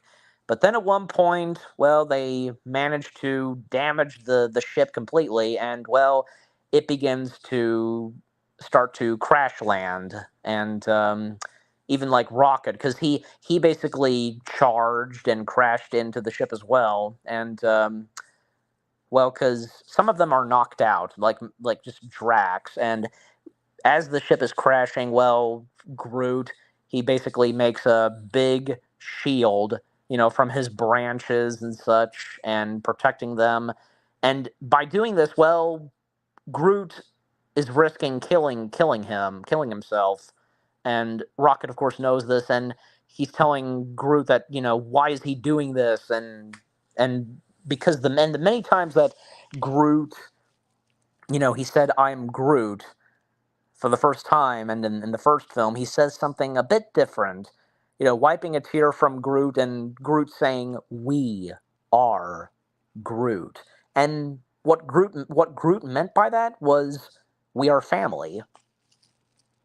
So, and by the way, to mention this a little earlier, because we didn't talk about him that much. It was Groot kills some of the guards, like stabbing his branch into a bunch of them and then slamming them all on the wall. I thought that was a good sequence. And this was pretty cool on Drax. He's the one that basically like rips it from his head, and well, by killing him, he murders and kills Korath. Yeah, that scene was cool. Yeah, and we didn't talk about Korath that much. Like, what do you have to say on Korath? He was cool. We didn't see too much of him. Every time I think of that character, I always think of when he says "who" when he's asking who Star Lord is. Of course. And then when Korath and Star Lord would come face to face with one another, this time he calls him Star Lord. Yeah, and then he says "finally." Yes, yeah. But at least we did get more of Korath in Captain Marvel. Oh, we do. Yeah, don't you remember? He was in Captain Marvel. He makes like a cameo. No, he was like, I mean, he had more of a cameo. He was like one of those. He was one of those members from the planet that Carol Danvers was brought to. Oh yeah. Led by Jan Rog, Jude Law's character. Let's see. Because wearing those like black green uniforms, if you recall. It's been a while. Yeah. I mean, it's been a little while for me since I've seen Captain Marvel as well, but I mean, I still know a good chunk of it. So, anyways, um, okay. So again, like yeah, and again, as you said, Groot, you know, killing them with his branches and such, and right after, and even like he was kind of raging, and after that, like he turns to them and he gives us a smile. So I did Groot sacrifice. It was a good one. yeah, the sacrifice was good, and again, as I said, like Groot, saying we are Groot. We are family. And again, because what he meant by that, of course, was we are family. And Mhm. well, the ship crashing, and then well, because yeah, and yeah, because with what Groot did, yeah, he sacrificed himself, and now he's dead. And Rocket, he managed to retrieve two like twigs from Groot. Um, And well, the other Guardians are fine, and also Ronan, he's still alive, and you know, one last standoff between Ronan and Ronan was about to use the Power Stone, but that being interrupted from Peter, because he starts dancing, ooh, chow, and dance off, bro, you and me, and even like getting Nebula to join in, she just like shakes her head no, and Ronan, saying, "What are you doing?" And then Peter then saying, "Just I'm distracting you, man." And yeah, that's pretty much what he was doing. So, and thus Drax and Rocket, like, using a gun to fire at Ronan's staff, containing the Power Stone. Yeah, containing the Power Stone. Yeah. And a really cool slow mo where Peter is trying to He grab. touches it. Yeah, like he's reaching for the Power Stone, and Ronan trying to do the same thing too, but Nebula like saying no, and Or Gamora, you mean? yeah, I meant Gamora. Yeah, getting my names mixed up. Um, but we'll come to you because like anything you've got to say on that sequence, and when it leads to when they touch the Power Stone. Easily, that's my favorite scene of the movie, where like he touches it and then he's getting torn apart from it, but like he somehow manages to force stand it, and all the other Guardians grab each other's hands, and I do like it where Star Lord says, after Ronan says, how did this happen?" And then he's like, "Said it yourself, bitch. What a Guardians of the Galaxy!" And then he destroys Ronan. Well, they all destroy him, so Yeah, they all destroy him, and he dies. And then they manage to put yep. it back in the orb. Yeah, but there's more to that sequence that we need to talk about because, Yeah, but also, what did you think on the funny part where like Peter's like he's distracting him by doing a dance and I like I like that sequence. And dance I don't know dance if you've seen off. the bloopers. I I don't know was if you I was gonna mention the bloopers. Yes. he actually told him dance off, and then they actually do it. Yeah, because like once in a while while filming a movie, like it never fails. Like there has to be bloopers, and sometimes sometimes just fool mess around and have fun. Yeah.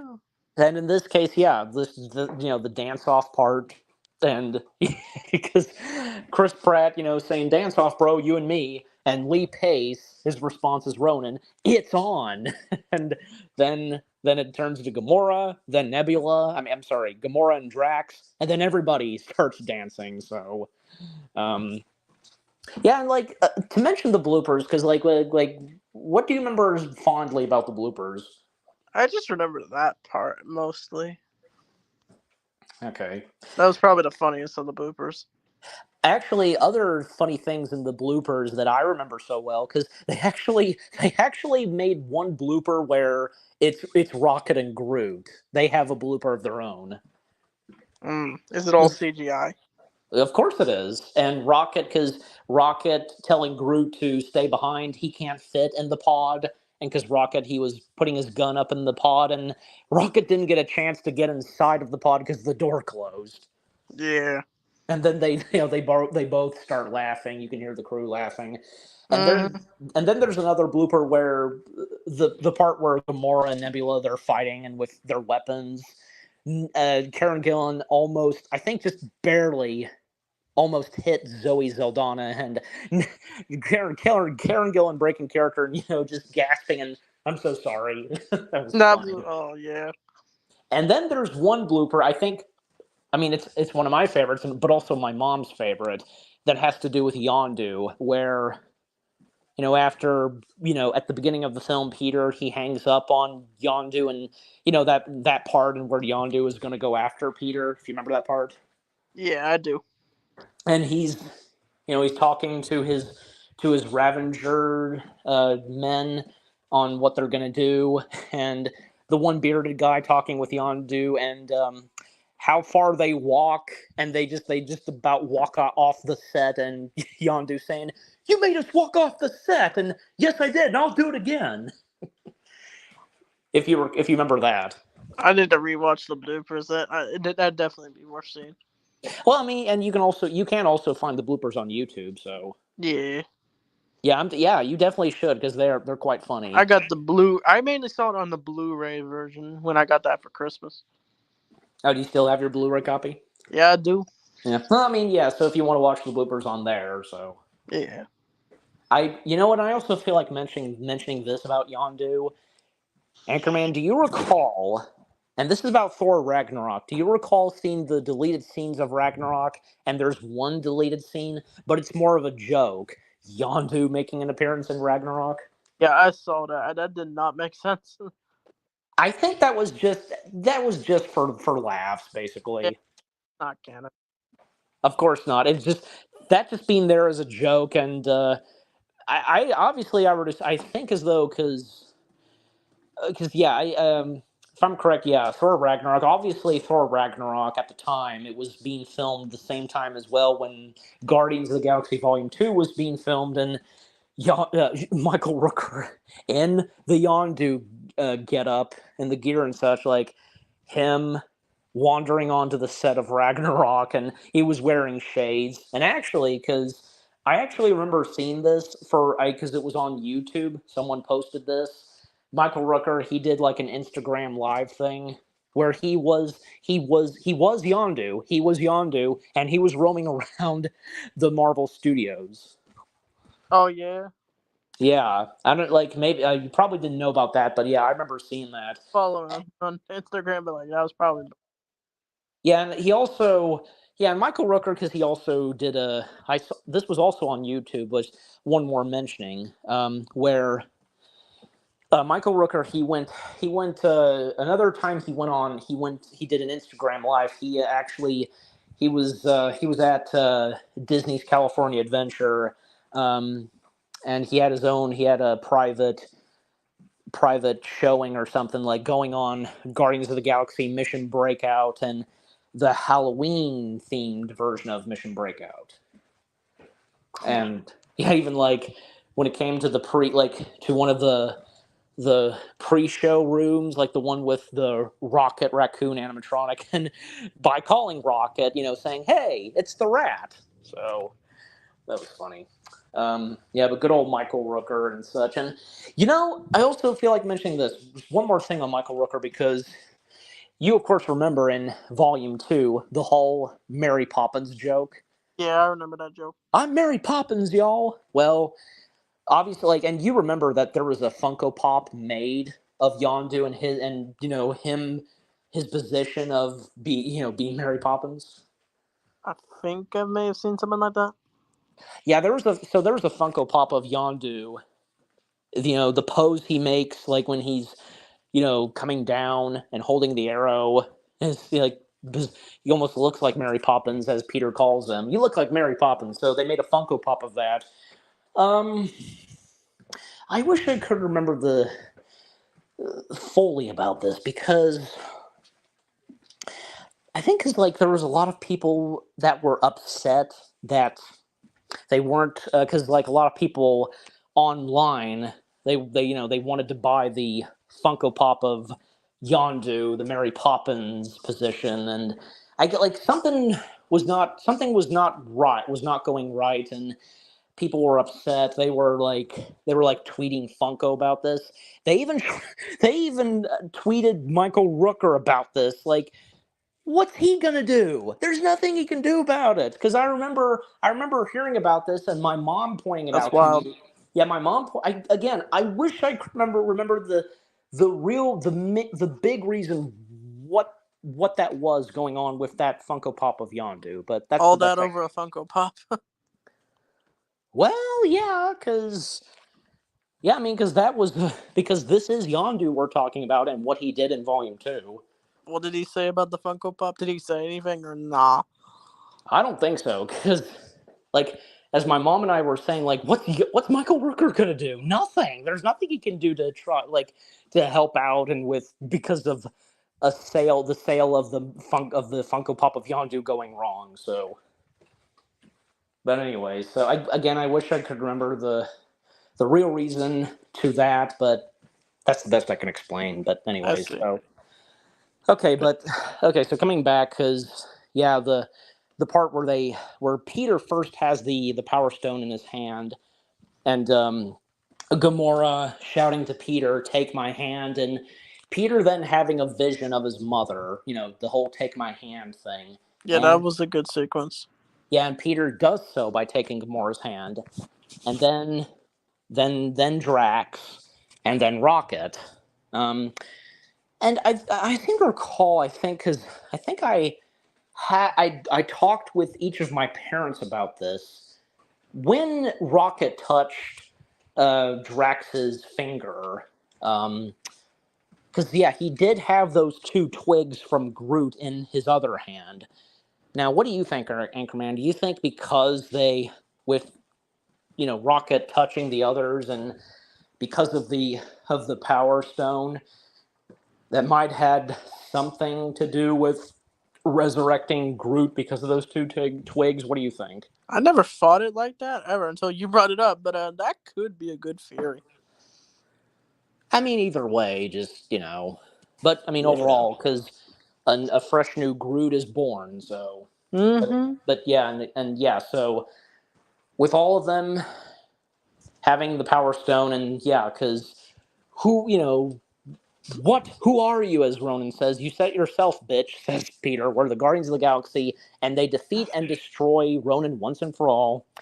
And well, all ends well for our characters, and now they bring the Power Stone to the Nova Corps, and it'll be safe and sound in their hands and locked away for now. And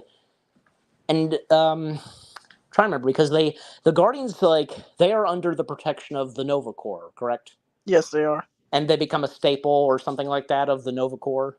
Yeah, And well, because they become the Guardians of the Galaxy, so officially.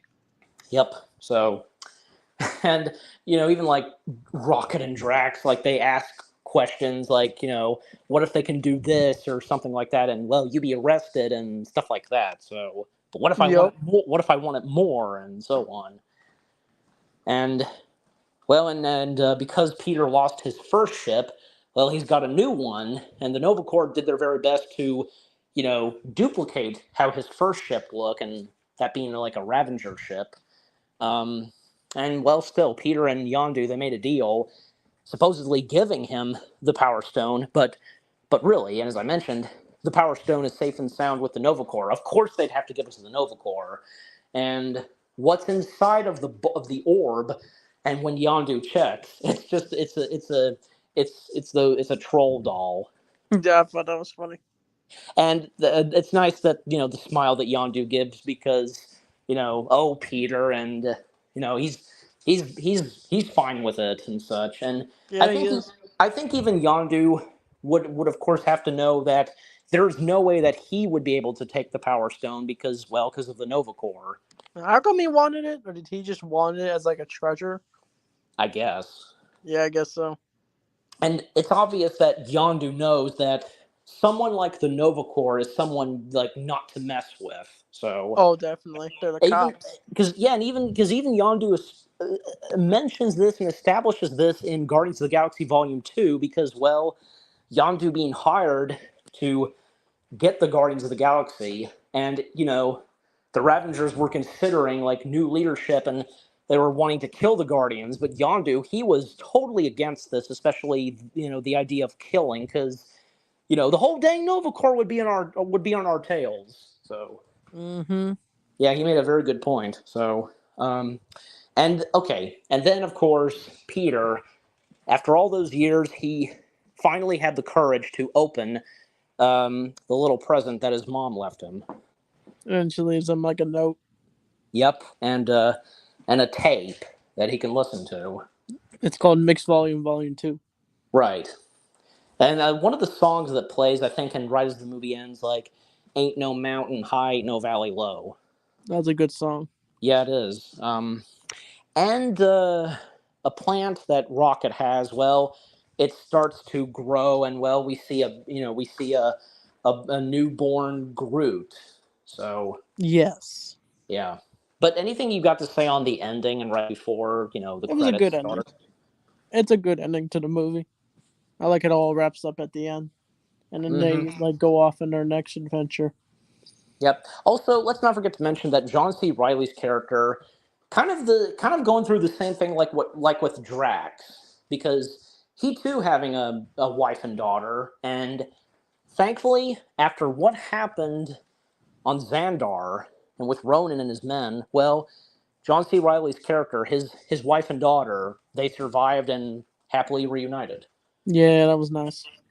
And also Gamora like mentioning to Drax that he got his revenge, but Ronan wasn't really whom he was after because he's really going after Thanos. Mm-hmm. Yep. And I think right before the credits start, because yeah, I mean it shows that the Guardians of the Galaxy will return, and we see like one really really good shot, like famous shot from the film where the baby Groot in the plant in the pot is dancing while Drax he's polishing his knife, and Drax turning, and well, the baby Groot is quick enough to freeze. That was funny. Yeah, I like the baby Groot, like him dancing. Yep. And oh my gosh, because I'm sure you recall that baby Groot in the flower pot for a while, and at that time that was so popular in the merchandising. Oh yeah, definitely. Oh gosh, like both me and my mom, we had Funko Pops of Baby Groot in the flower pot, and I think for a while my mom had that kind of Baby Groot um, merchandise where you push the button and it dances. Oh yeah. Just similar to those like dancing flower pots. Oh yeah, that's cool. Yeah, baby Groot was definitely heavily merchandised, especially when the second one came out. Absolutely. Um, and to think taking Baby Groot's place next would be Baby Yoda. Now we know the name of it. We know the name of him, Grogu. Grogu.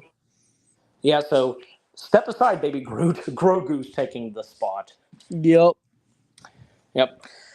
Um, but also, and now we can finally talk more about the final end credits scene with Howard the Duck. Like, we'll start with you. What do you have to say?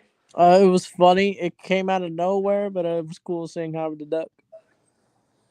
Like your first, like, what was your first reaction to seeing that?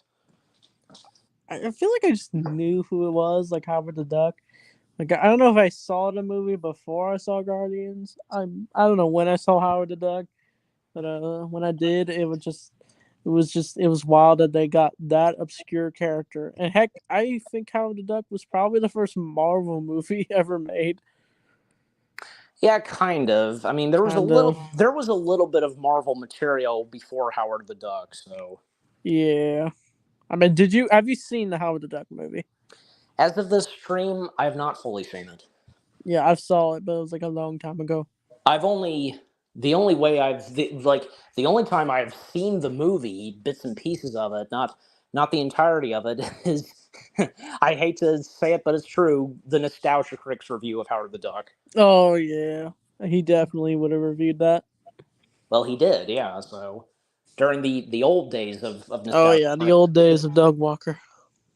yeah, back when Nostalgia Critic was more raging and being so negative on movies. Oh yeah, And I think for Howard the Duck, it was necessary and rightfully so for Nostalgia Critic at that time to be so hateful on the film. yeah, probably. Yep. Um, and I can't get this. I can't stop thinking of this because if you've seen his review of Howard the Duck, right? I don't think so. I don't know. I Well, don't. okay, but you've seen the movie itself, right? Yes. Once, you say? Yeah, it was. Yeah, I've only seen it once. Well, this is like at the beginning of the film because Howard the Duck, he lives in this world where everybody's a duck. And that's said by Nostalgia Critic because it's like a bad episode of Twilight Zone with the twist Yeah. ending at the beginning.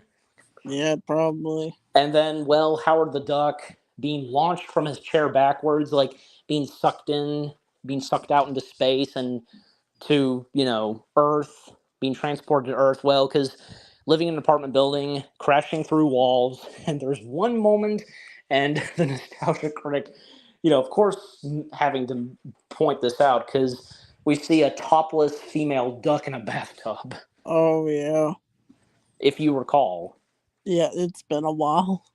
And Nostalgia Critic then just a joke he does, like, that, saying, there is no way in hell that I am going to beat, and the DuckTales theme plays, and it's Duck Tits, woo! Yeah, I God. see what the joke is.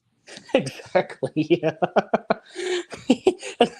What else is funny is that Nostalgia Critic then saying, what creepy pervert thought that up? And then pops an image of George Lucas. Oh yeah. I don't think. Well, I mean, obviously, I think it's probably. I mean, more likely it's a joke, but I don't think so. But yeah, I mean, sadly for poor George Lucas, because how he got involved in the Howard the Duck film. Oh. Yeah. Um. So okay, but yeah, obviously, Howard the Duck, his appearance on the big screen, his appearance in the MCU at times, much better than the 1985 film. Definitely. Yeah, and nice to see because okay, yeah, but the end credit scene with Howard the Duck and the Collector, because yeah, still the Collector's place still being a mess, and like he's taking a drink, I guess, of like champagne or whatever it is, and then Cosmo just coming up to the Collector, just licking him, like the Collector doesn't do anything about it, and then Cosmo walking off. Then you hear a voice. Then you hear a voice saying, "What do you let it lick you like that for?" Then we cut to Howard, gross and taking a sip. And nice to see that they credit, the creators of Howard the Duck and Yeah. such. And well, seeing as how Howard he got the last lines of the movie, Mhm. and like it burns when it goes down as he's drinking. But yeah, what a way to end the first Guardians film. Mhm. You know what, I have to go back and look because I'm not sure. Like if Seth Green, if he was uncredited for his voice role as Howard the Duck, do you recall? I think he was uncredited. He might have, yeah.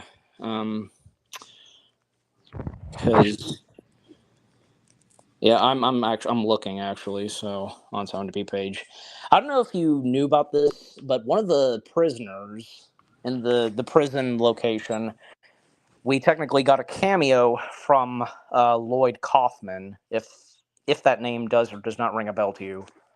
I think I've heard of it. Him. Yeah, because Lloyd Kaufman's done a lot. Not to mention because he made a guest appearance on an episode of The Angry Video Game Nerd. Oh, that's cool. Because of this video game, I think Lloyd Kaufman was responsible for. And not to mention, the same year when Guardians came out, the first one, Angry Video Game Nerd, the movie came out, and Lloyd Kaufman, he made a cameo in that. That's cool. Yeah. Okay. So yeah, I was right. Seth Green is uncredited for his voice role as Howard the Duck. Yeah. Yeah.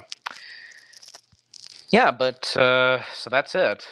For the first Guardians film. Like, is there anything else we want to say? I think it's a really great movie. I really love our cast. Chris Pratt as Star-Lord, Zoe Zendaya as Gamora, and everyone else is like really good.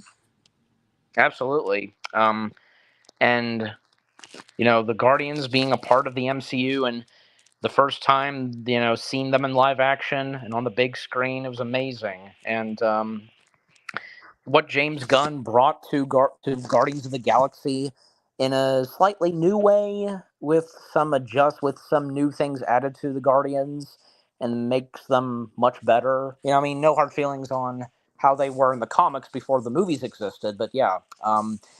And the story to the first Guardians film was fantastic, and with the characters, getting to know them, and we have our favorite members of the Guardians, and the main antagonists, the visual effects, the music and score, the selection of classic 70s and 80s songs, and also the 90s. Yeah, they were really good. Did you have like the favorite song from the soundtrack? That's a good question because honestly, it's hard to choose. It really is. Yeah, it is.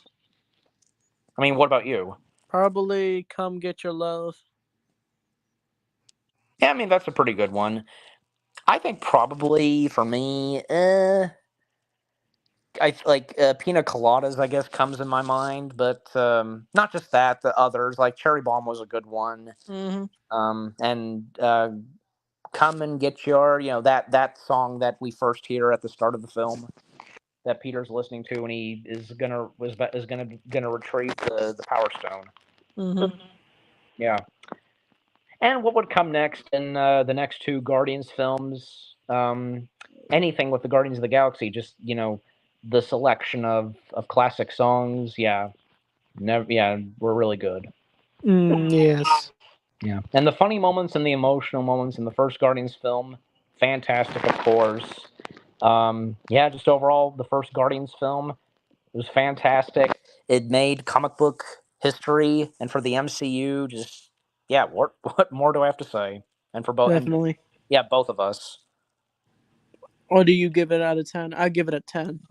Yeah, I give it a 10 out of 10 because keep in mind, viewers, and that goes for you too, Anchorman, because I've done a review on the first Guardians film, and yeah, like it's nothing's changed for me. It's still 10 out of 10 for me. Same. Yep. I've only reviewed the third one, but this counts as reviewing the first one? Uh huh. So, but yeah, I'll probably do the second one eventually. I don't know when. Okay. Yeah, and But I'd be down to join for that. of So course. yeah, But anything else you guys say, or that's it? that's kind of about it. Just in closing and overall, the first Guardians film, fantastic with what James Gunn delivered, what he brought to the Guardians of the Galaxy, the characters that to this day we all know and love. Just yeah, that's all I've got to Definitely. say. I think it's easily probably my favorite Marvel movie, and it helped me fall in love with a different side to the Marvel universe. And I look forward to if we ever see the Guardians again, I'd love to see them again. Yep. But yeah. So do you want to say goodbye, or I do? I mean, of course, we can both say goodbye. So All right. Well, yep. thank you all for watching. Whoever watched this, we didn't get any comments, but that's okay.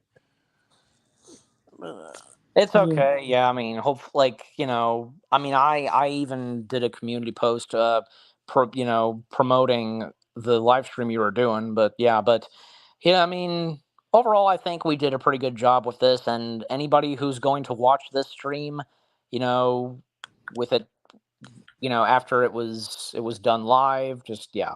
So, All right. but Yeah. to anybody who watches this and who has watched it from beginning to end, thanks for watching and listening to what we've had to say on our review of the first Guardians of the Galaxy film. Yeah. And Well, and happy, and can't forget to mention this, happy 10th anniversary to the first Guardians of the Galaxy film. indeed. Happy anniversary, and thank you for coming on.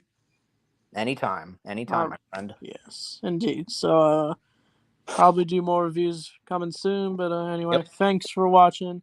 I'll see you guys next time. Yep, thanks for watching, and until we do another one of these, Goodbye. goodbye.